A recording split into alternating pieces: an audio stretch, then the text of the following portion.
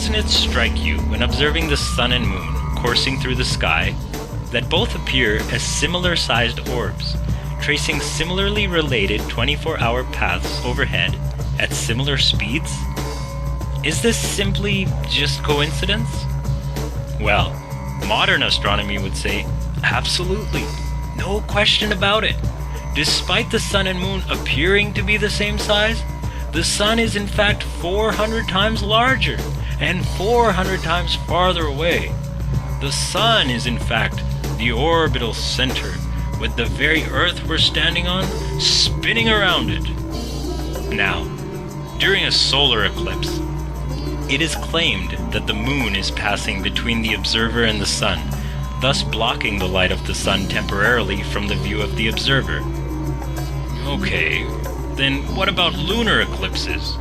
Well, according to the authorities, as we've all been fed, lunar eclipses occur when the ball Earth moves between the sun and the moon, and we see the resulting shadow. But over 50 times in the last 500 years, none other than the Royal Astronomical Society of Britain has noted lunar eclipses which occurred when both the sun and moon were visible in the sky. Not to mention several of those times when the alleged ball Earth shadow has been seen on the wrong side of the lunar disk. December 10th, about 6:30 in the morning.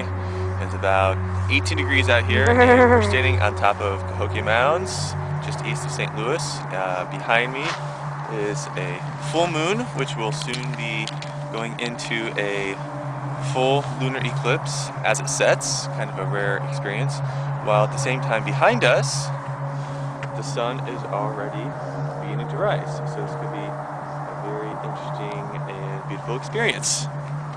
So it's about 6:55, and as you can see, we're getting a little bit brighter out here. You can see the shadow creeping across the moon. It's a little hard to see, I'm sure, in the camera, but from here, you can see it nice and clearly. It's about a third of the way covered. The moon's starting to turn nice and orange.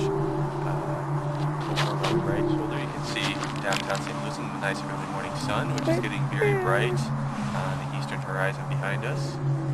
Yeah, we'll get that in there again. See, it's practically day here, yet we still have the moon out, which is slowly eclipsing, and it's still cold.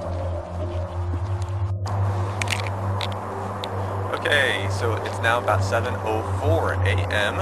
and over my shoulder you probably cannot see anything, but through the stacks of the refinery back there, we can just barely make out a little bit of the moon left. It's about 2/3 the way covered with Earth shadow, and it's turning a sort of pale orange, pinkish color. But with the bright morning sun coming up, there's not enough contrast to be able to see the moon there. We can still see it just a little bit. What I find very interesting is I was expecting the shadow to come upward across the moon as it would go down and it would pass into shadow, and actually it's going the other way around. The shadow, as the moon is here, the shadow is creeping down across the moon.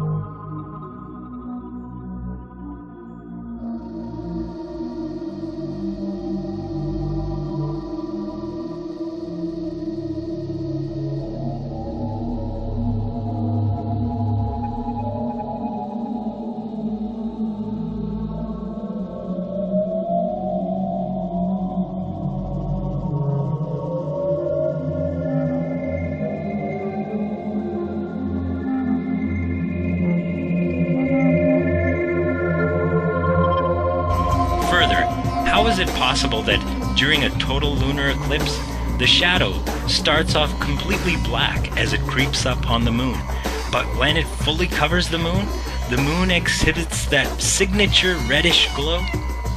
My own research has led me to see that the authorities know about and are hiding information regarding a black sun.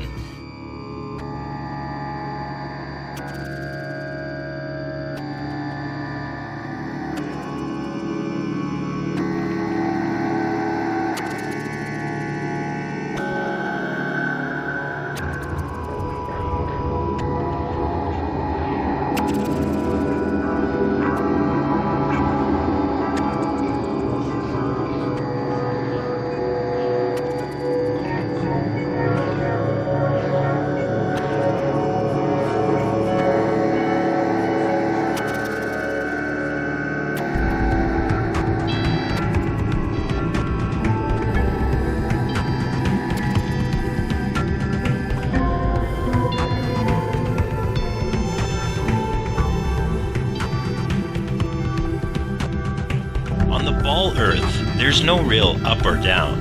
It's all relative to the center, and this is possible thanks to gravity.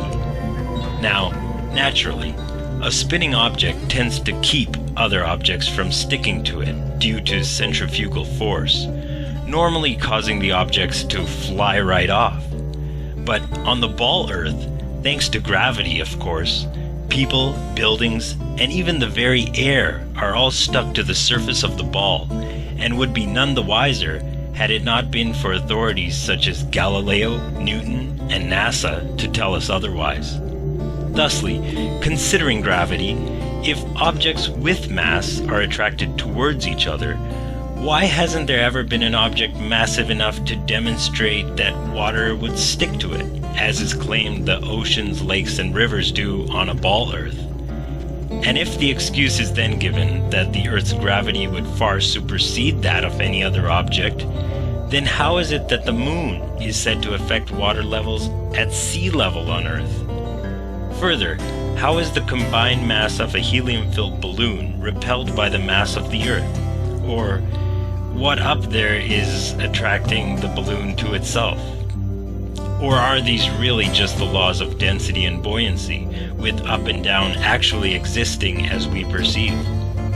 Obviously, dense objects sink when placed in a less dense medium, and this law of density buoyancy perfectly explained the physics of falling objects long before Isaac Newton proposed his theory of gravity.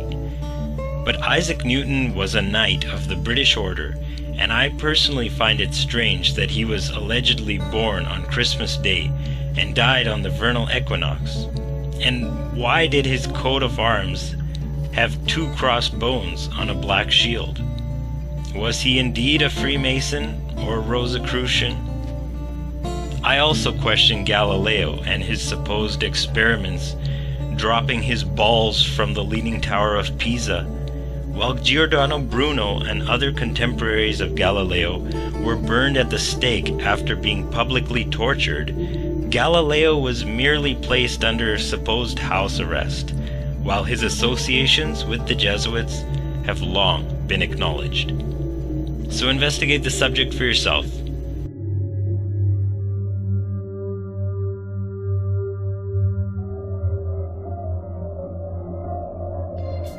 Newton said that if an object falls, it's because there's a mysterious force called gravity pulling it down. But you know, Isaac Newton himself was not satisfied by that. Objects move because they're pushed, not pulled. So what is pushing this? Newton didn't know. So Newton simply threw his hands up and said, I don't know. So I'm going to invent something called gravity.